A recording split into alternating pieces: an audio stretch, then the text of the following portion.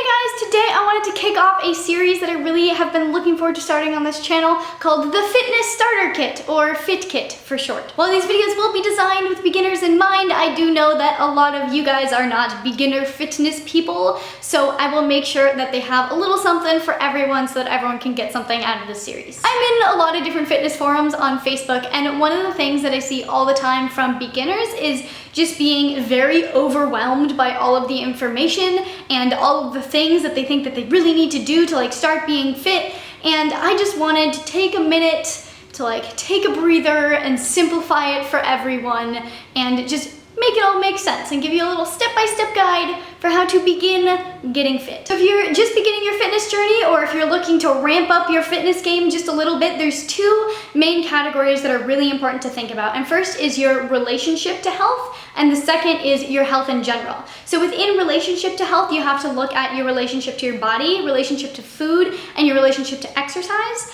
And then within your general health, you should look at your diet, your exercise, and also your sleep and your stress levels. People often forget those last two, but they are both very, very important in any stage of your fitness journey, whether it's just starting out, trying to lose, 10, 40, 80 pounds, I don't know, or if you're trying to get super ripped and lean and you're already almost there.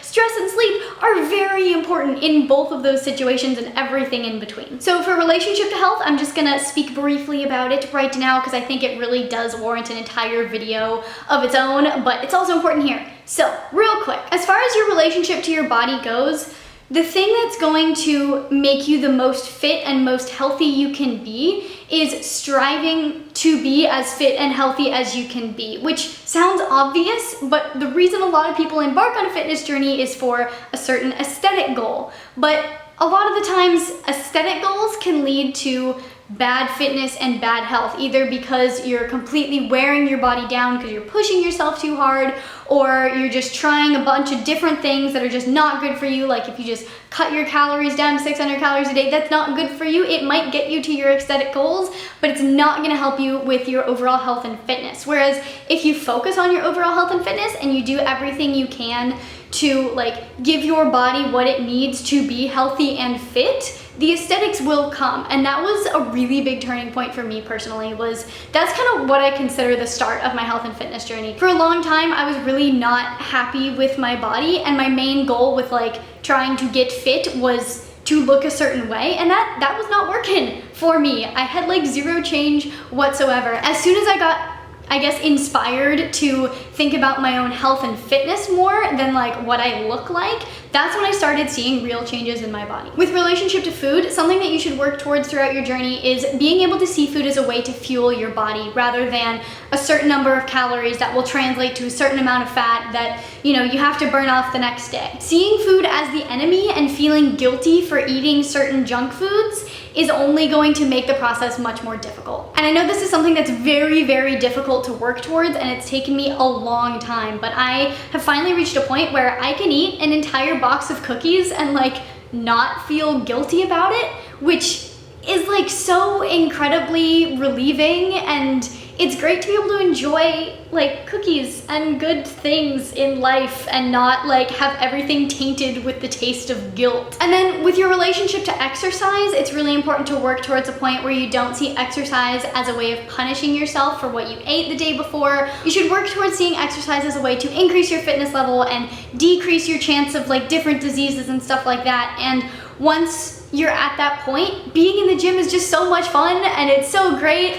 And everything just kind of falls into place once you have these healthy relationships with these three things. But I do know that developing these kinds of good relationships with these three things is very difficult. And I struggled with them for a really long time, and I still struggle with them. But if you keep these things in mind as you go through your fitness journey, no matter what stage you're in, trying to develop these relationships will help you be more fit and healthy overall. So your health in general is a much more concrete thing as opposed to your relationship to health. So don't worry, I actually do have some practical steps for you. Where a lot of people go wrong here is trying to dive into everything at once and just trying to amass all of the information and then apply it all at once. And that is just a recipe for constant yo-yoing, which I'm sure many of you identify with. I know I do. Because if you're at a certain place in your health and fitness levels, let's say you're at a 2 out of 10.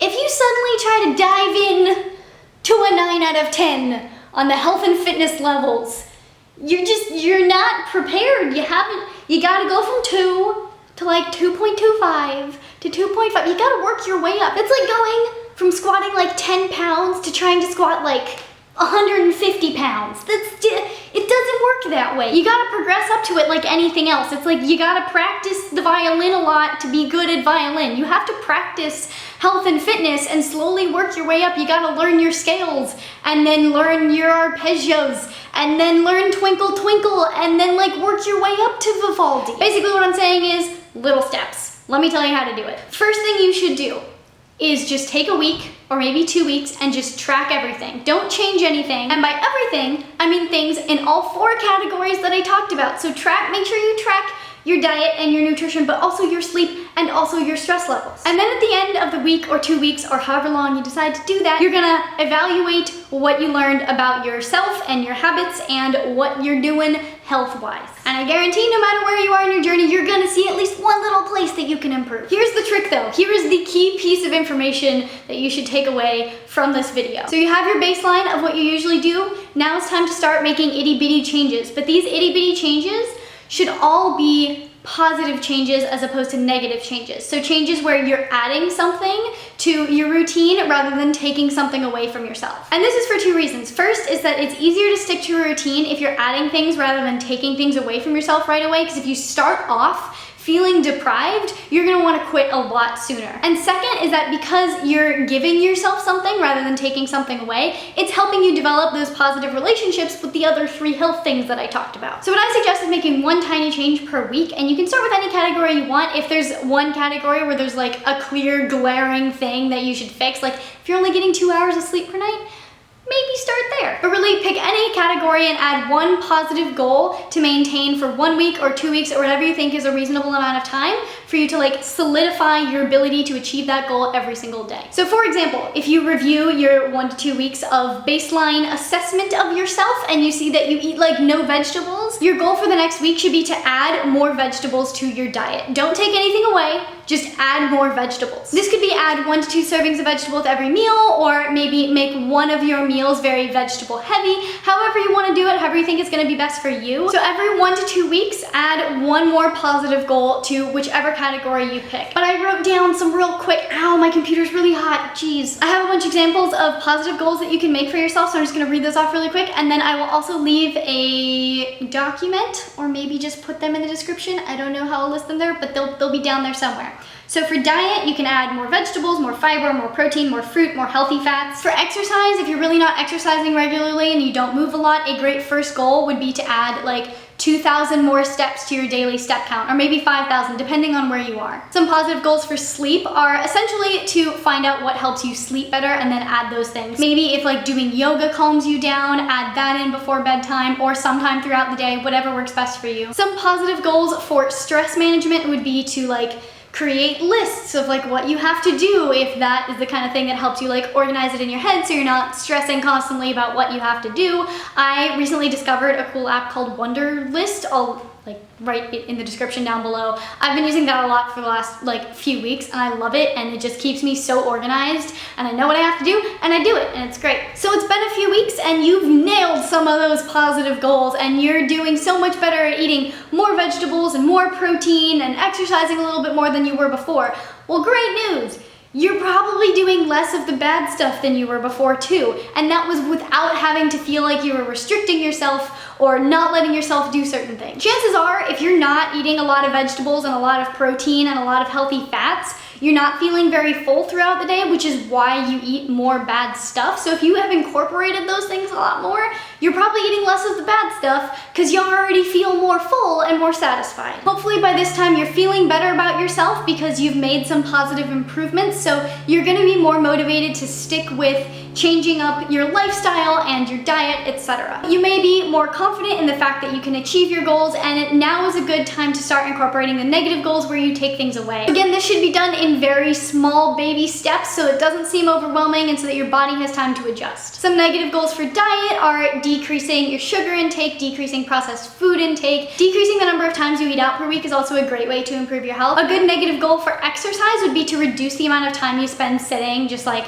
straight sitting. So set an alarm on your phone to just get up and like move every 30 minutes or so. Just go for a walk around your room, do some push-ups or something, get back to work. Some negative goals for sleep would be to decrease your screen time before bed, decrease the time you spend binge watching Netflix and YouTube before bed. I need to work on this one because I was up until 3 a.m. last night binge watching The Office, so that's not good for me. One of your negative goals for stress management could be downloading an app that tells you how much time you spend on your phone so that you can reduce your phone time, so that you can get more work done, so that you're not overwhelmed by work. I literally just installed the Moment app on my phone yesterday. That's why I thought about this, and I am kind of scared to see how much I use my phone, but I know that if it's like 3 hours and I reduce that by 20%, that's a lot more time I'm gonna have to spend like working on the stuff that I actually need to be getting done, so I'll be less stressed. So I hope those examples help explain the difference between what I mean when I say positive and negative goals, because it's really important when you're starting your fitness journey or if you're just trying to kick your fitness levels up a notch to start with positives and adding things, because starting a journey by restricting yourself is just, it's so disheartening that it results in a much higher likelihood of failure, and then you get stuck in this loop of restriction, failure, guilt, restriction, failure, guilt, and you just keep going around and you do the yo-yo thing and you just, it sucks. So in summary, the best way to start improving your health is to make small and positive changes first, and just keep in mind your relationship to the 3 other aspects of health. If one of the goals you end up setting yourself negatively affects your relationship with your body, food, or with exercise, maybe you should take a look at why and try to figure that out and maybe cut out that goal if that's necessary. I know it's really easy to get overwhelmed with all of the information that's available on YouTube and the general internet, and it can be really easy to think that I'm gonna get healthy, I'm gonna follow exactly what my favorite YouTuber does, everything that she does, and I will look like her, and then 2 weeks later, you don't look like her, and it sucks, and you quit. Carve your own path, make your own journey, listen to your body, take little steps, and you're gonna be super fit and it's gonna be great. I hope this video was helpful for you guys. If you liked it, please do give it a thumbs up and feel free to share it with anybody who is in the middle or just starting or thinking about starting their fitness journey. Leave a comment down there letting me know what your current fitness goal is, and hit that subscribe button if you want to see more Fit Kit videos, because I have a ton of these in my little brain up here that I plan on sharing with you, and I also have a ton of other videos if you want to see the other videos, so subscribe for those too. And if you have subscribed or are subscribing right now as I speak, I will see you very soon. Bye!